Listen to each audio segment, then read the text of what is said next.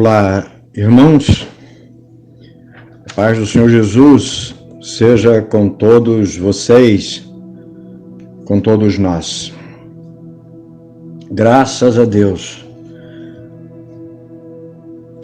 alcançamos uma nova oportunidade. E nesta oportunidade nós estaremos conversando sobre o assunto do estudo bíblico que teremos no próximo sábado, o dia 20 de maio de 2023, no momento em que estaremos em nossas rodas de conversa, conversando com os irmãos e falando sobre a palavra de Deus. Você é bem-vindo para esse momento e eu espero que a palavra de Deus tenha o seu devido efeito sobre a vida de todos nós. E qual é o efeito? O efeito da transformação, o efeito do prazer de servir a Deus, o efeito da alegria de poder entender os propósitos de Deus para a nossa vida.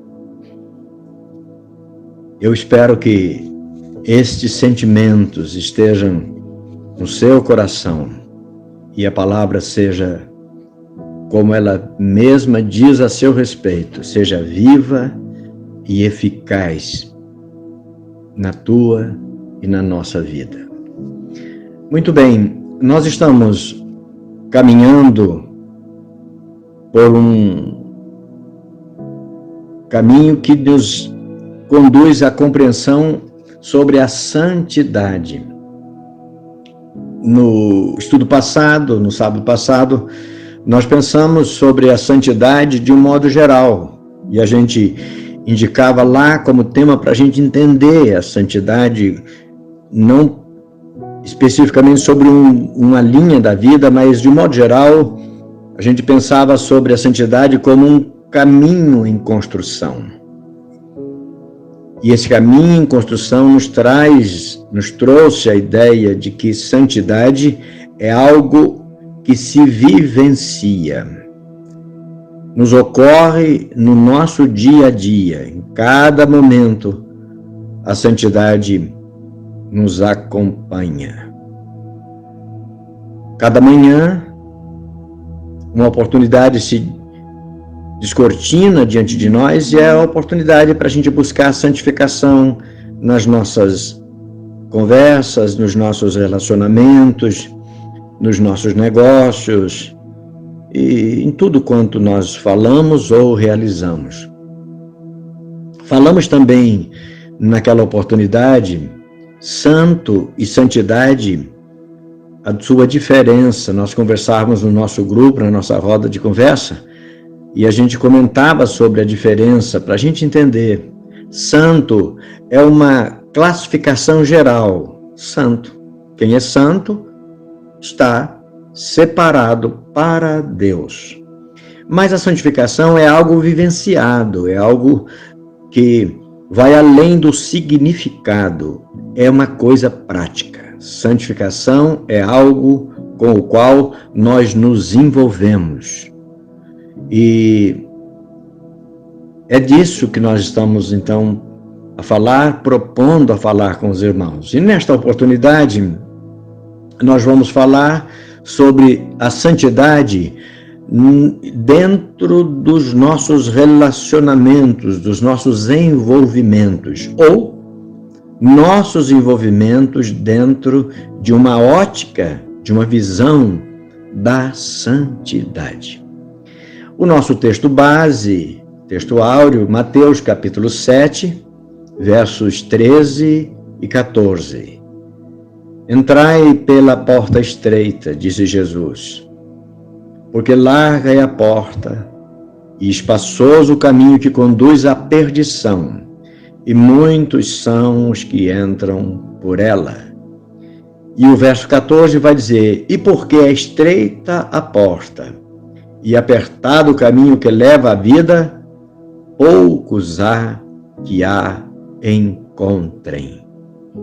Olha só, Primeira coisa que a gente vislumbra desse texto, convém imaginar, pensar, Jesus está falando para crentes. Ele está convidando gente que já foi separada como pessoas santas, a que tome cuidado, atenção com os seus envolvimentos. E ele manda: entre pela porta estreita. Bom, porta estreita é a porta que pressupõe renúncia, por isso é estreita. Porque a nossa tendência, se a gente continuar lendo, Jesus vai falar sobre a porta larga. A nossa tendência é nos envolvermos na linguagem de Jesus com coisas da porta larga. Porque a porta larga exige muito menos de nós. E, por outro lado, satisfaz muito mais a nós. Mas a recomendação é: entrem pela porta estreita. E daí para frente, cabe à nossa imaginação pensar sobre o que Jesus está falando. Muito bem. E a gente vai perceber isso ao longo da sequência aqui no nosso roteiro, que na introdução vai dizer que nossos envolvimentos dizem muito a nosso respeito. Neste estudo, nesta reflexão, a gente vai verificar que as palavras, elas são muito significativas. As frases com as suas afirmações ou com suas declarações ou com as suas negativas, elas são muito profundas e muito significativas. E a gente começa a introdução com uma frase especialmente significativa. Olha só: nossos envolvimentos dizem muito a nosso respeito. A gente poderia imaginar todo o tempo que nós temos para essa reflexão com base nessa frase. A gente conhece as pessoas. Isso a gente diz que o que nossos envolvimentos dizem muito a nosso respeito, porque nós convivemos com as pessoas. E a gente mede, a gente percebe os valores, as qualidades das pessoas, a fé das pessoas, o empenho, a dedicação das pessoas pelos envolvimentos que elas têm. Portanto, se a gente conhece as pessoas pelos envolvimentos que elas têm, os nossos envolvimentos também denunciam para as outras pessoas o que é que nós somos. As outras pessoas que se agradam de nós e de nós se aproximam, o fazem a partir de nossos envolvimentos. Dificilmente uma pessoa bem educada, de bom caráter, se envolverá com outra pessoa que não tenha a mesma forma de se comportar.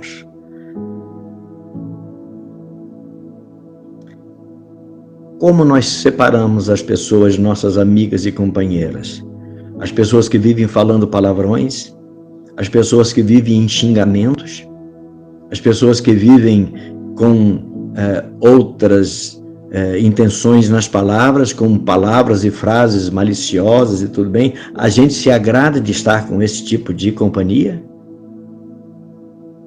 Então as pessoas se aproximam de nós quando elas percebem que nós temos alguma coisa a oferecer para elas. Se nós temos vidas em santidade, só as pessoas com vida em santidade se agradarão de nós.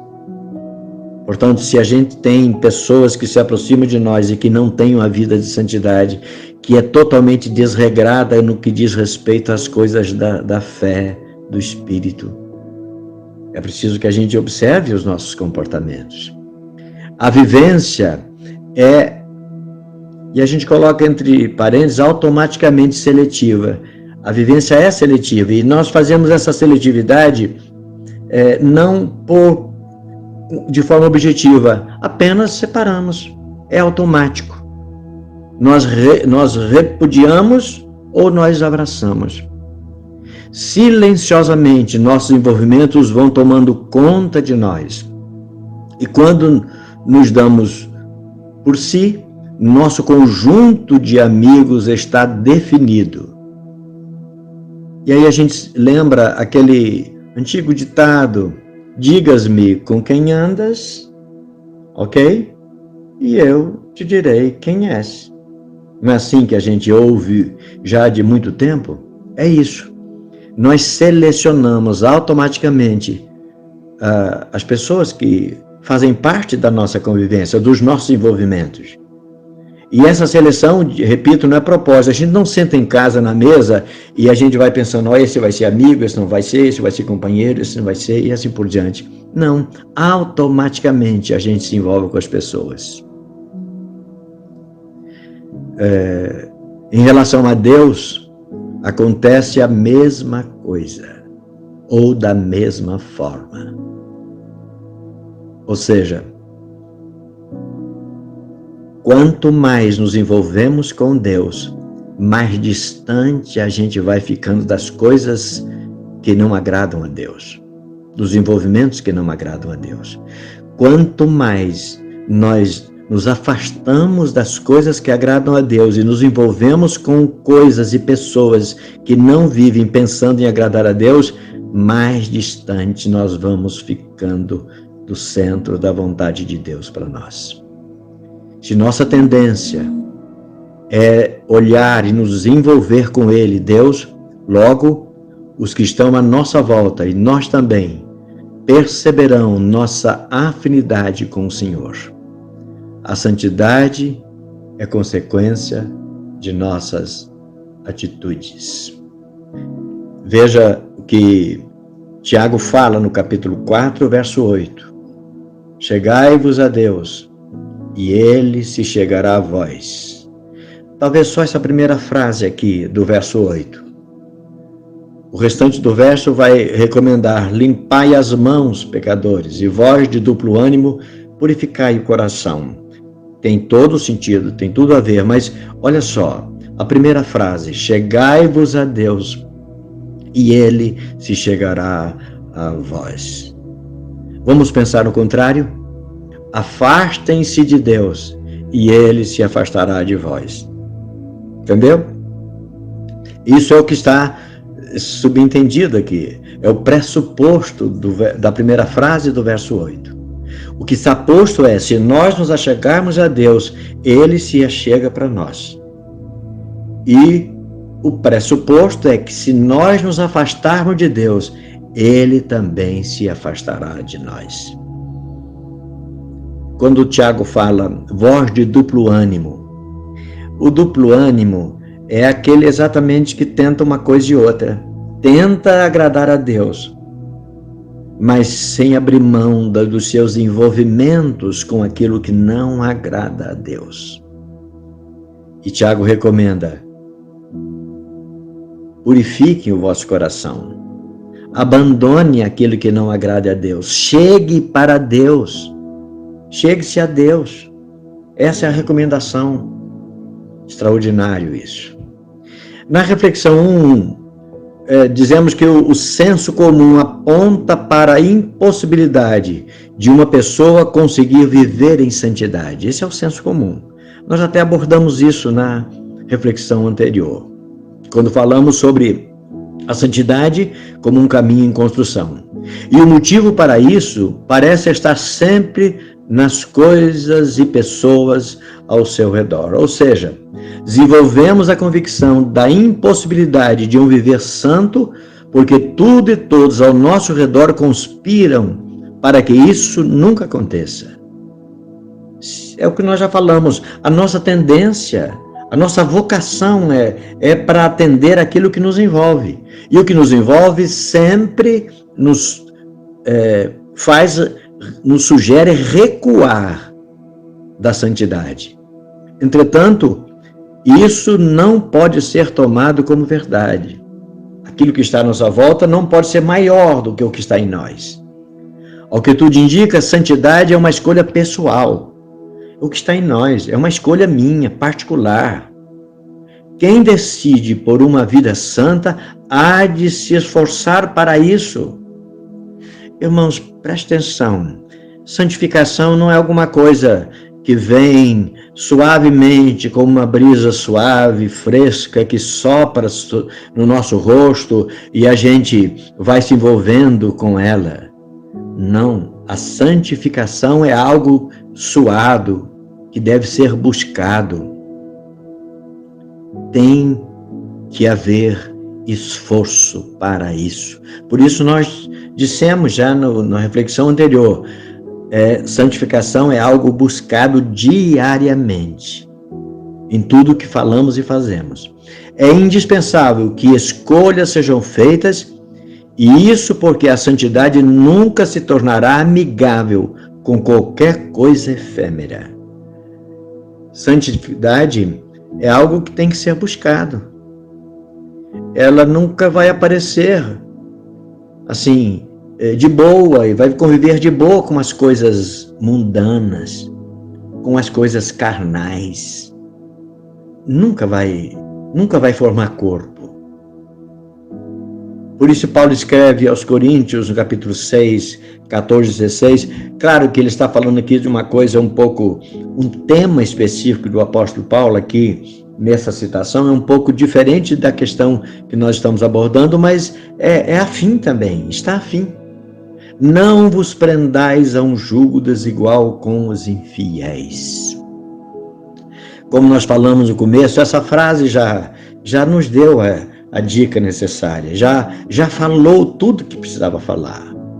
Mas aí ele ainda continua, e fazendo umas perguntas, porque que sociedade tem a justiça com a injustiça? E que comunhão tem a luz com as trevas? Onde há justiça, não há injustiça. O contrário é verdadeiro. Onde há injustiça, não há justiça. É justo nós nos aproximarmos de Deus de qualquer maneira, desprezando a busca de uma vida em santidade? É possível a gente estar na luz no meio das trevas? Sim, mas é possível. Onde a luz chega, as trevas precisam desaparecer. Não dá para ter trevas e luz ao mesmo tempo. No verso 15, há uma pergunta: e que concórdia há entre Cristo e Belial? Irmãos, Belial é o nome de um demônio cananita. Então, seria assim: que concórdia há entre Cristo e o demônio? Não há nenhuma concórdia. Não há nenhuma afinidade. Não há nenhuma convivência possível. Não há. Ou que parte tem o infiel com o fiel? E depois ainda no verso 16, olha só como eu disse no começo, quantas frases que nos deixa mudo, porque não tem o que justificar em resposta. E que consenso tem o templo de Deus com os ídolos? E então ele vai dizer, porque vocês, nós que estamos separados para uma vida santa em Deus, não é? Nós somos o templo do Deus vivente. Isso se nós nos envolvermos em coisas que confirmam a santidade em nós. E Deus vai dizer, aquele que busca nos seus envolvimentos uma vida em santidade, Deus diz, eu vou habitar no meio deles, eu vou andar com eles, eu vou ser o Deus deles, e eles serão o meu povo. Como diria alguém pode aí dar um glória a Deus? Isso é lindo, é profundo. Deus quer se envolver conosco, desde que isso só vai acontecer se os nossos envolvimentos excluírem tudo aquilo que seja carnal, banal, efêmero, passageiro, prazeroso do ponto de vista da carne, mas que desagrada a Deus. Na sequência 1, a gente vai dizer que envolvimento é sinônimo de convivência. Nós estamos tratando a santidade a partir dos nossos envolvimentos. E a gente está a dizer aí na sequência 1 que envolvimento é sinônimo de que envolvimento é sinônimo de convivência. E conviver é delicado. Porque a convivência nos leva ao envolvimento com as pessoas. Outra verdade está no fato de que o envolvimento nos cerca com tentáculos muito fortes, de tal modo que, aos poucos e até de forma sutil demais, a vida dos conviventes vai se misturando e consolidando vínculos. Como é que a gente foge disso? Envolvimento é sinônimo de convivência. A gente está pensando santidade nos nossos envolvimentos. E os nossos envolvimentos,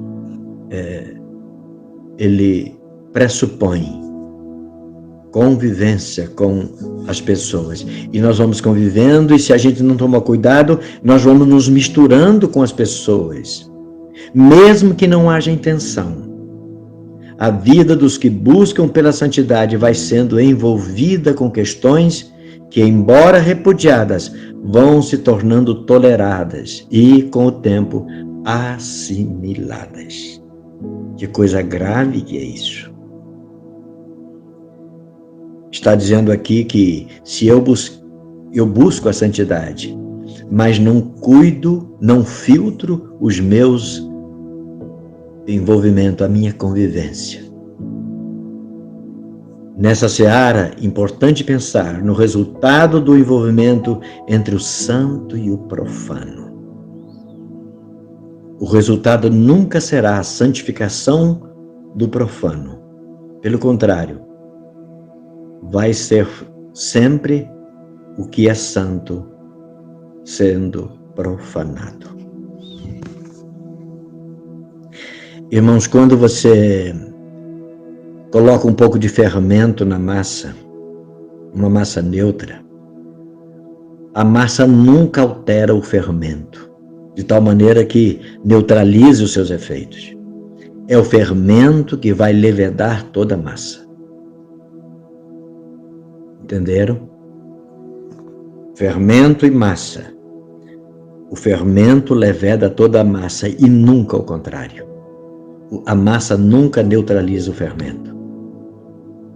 Se nós colocarmos um pouco de veneno em qualquer porção de uma substância qualquer, água, alguma coisa, toda aquela porção vai se transformar numa porção venenosa, envenenada, de tal maneira que a porção onde o veneno caiu, onde o veneno foi adicionada, nunca vai neutralizar o veneno.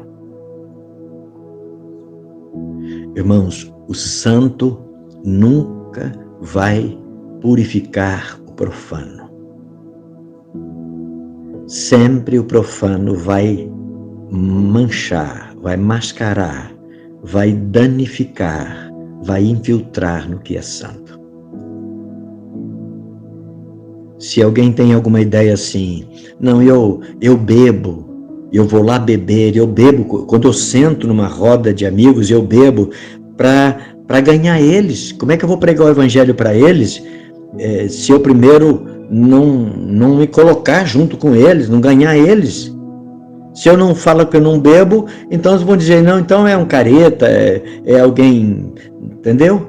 Então eu bebo para poder depois ter acesso a eles. Essa combinação não dá certo. Você vai se transformar num numa pessoa que vai cultivar o hábito de beber. E quando você for falar do evangelho para a pessoa, diz, mas crente não bebe, você bebe também. Ao contrário. Nós nunca vamos nos envolver com a prostituição, sob pretexto de conseguir pregar o evangelho para as pessoas que se prostituem. Nós nunca vamos nos envolver em lascívia, para depois a gente pregar o evangelho para os lascivos. Nós nunca vamos nos envolver com o crime, para depois poder pregar o evangelho para os criminosos. Enfim, nós nunca vamos deixar abrir mão da nossa santidade, sob pretexto de depois eu poder pregar o evangelho para as pessoas que não são santas, que não se envolvem com isso, que não se preocupam com isso. O resultado é isso. Sempre que o santo, que o Filho de Deus santificado se mistura nos envolvimentos, fazendo as mesmas coisas, junto com as pessoas que não buscam a santificação, o resultado será sempre o enfraquecimento, a mancha da santidade. E nunca a sua santidade vai atingir aquele que é profano, aquele que não se cuida para ser santo diante de Deus. É preciso que a gente pense nisso. Só um texto que a gente cita aí, 1 Coríntios capítulo 5, versos 9 a 13. Já por carta vos tenho escrito que não vos associeis com os que se prostituem. Veja, o que nós acabamos de falar. Como eu vou me associar, me envolver com prostituição, sob o pretexto de eu pregar o evangelho para eles? Não. Eu vou acabar me envolvendo e sendo um praticante da prostituição, além de eu não ganhar aqueles que estão envolvidos já, eu vou perder a minha santidade. Eu vou me envolver de forma errada. E veja que o verso 10 ele diz, isso não quer dizer absolutamente com os devassos deste mundo, ou com os avarentos, ou com os roubadores, ou com os idólatras, porque então seria necessário que vocês saíssem do mundo. Preste atenção, nós já falamos isso em outras oportunidades. Toda a Bíblia foi escrita para os crentes. Para os crentes. Paulo diz, eu escrevi no verso 11, ele vai dizer isso, eu escrevi para vocês, irmãos, para a igreja, que não vos associeis com aquele que, dizendo ser irmão, ainda que os nossos companheiros de prática seja o nosso irmão. E você pode pensar, mas nosso irmão? Olha o que Paulo diz. Aquele que diz ser irmão, mas for devasso, avarento, idólatra, maldizente, beberrão ou roubador. Com esses, nem sequer se assentem para comer. Entendeu? Olha só, como é séria a questão dos nossos envolvimentos. E às vezes o nosso envolvimento nem convém que seja com o próprio irmão. Mas eu estava lá, aí o filho pode dizer para a mãe, não mãe, mas eu estava lá com o fulano, que canta comigo, que toca comigo, que se assenta lá na igreja comigo, que vai para a escola comigo, que foi batizado junto comigo. Sim, é preciso os nossos envolvimentos, lembra que a gente disse lá atrás? Os nossos envolvimentos devem ser seletivos. Então, com cuidado, mesmo com aqueles que se dizem irmãos, já não diz com o mundo, porque se fosse a questão do mundo, é preciso sair do mundo. Mas nós não vamos sair daqui. Então, mesmo com aqueles que se dizem irmãos, tome cuidado, diz Paulo. E na reflexão 2, a gente vai dizer que é fato que não temos como nos ausentar por completo das pessoas tóxicas à nossa santidade. Não tem como a gente fugir delas totalmente. E nem é esse o propósito do céu para nós. A orientação divina não aponta para um viver enclausurado ou ausente da sociedade. Nós não estamos orientados a viver longe de tudo e de todos. E nem o propósito de Deus não é esse. A orientação divina não aponta para um viver enclausurado, portanto. Pelo contrário, conviver é inevitável, quaisquer que sejam as pessoas ao nosso redor. O que é necessário é o estabelecimento de filtros, de tal modo que, vivendo no mundo, não nos tornemos parte dele, ainda que convivendo com descrentes e infiéis.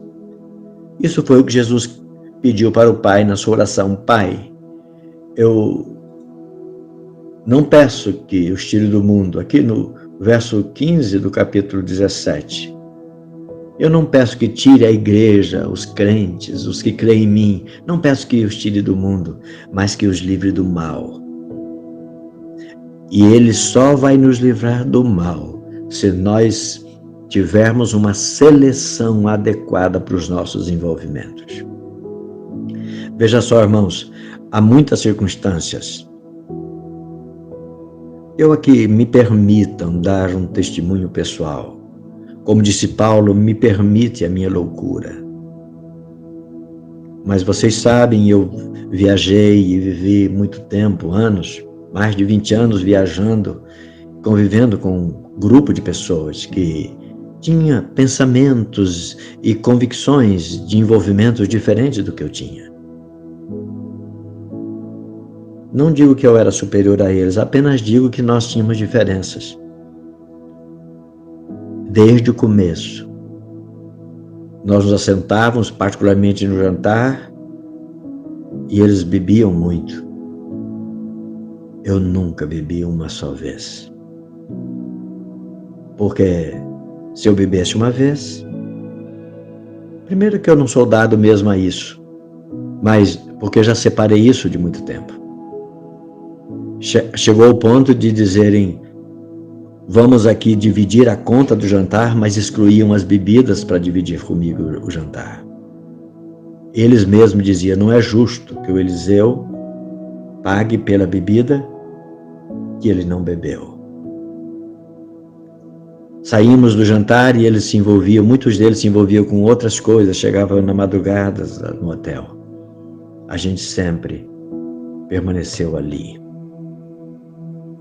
Jesus disse, Pai, não os tire do mundo, não é o que eu peço, mas que os livre do mal, mas nós temos que evitar e filtrar os nossos envolvimentos.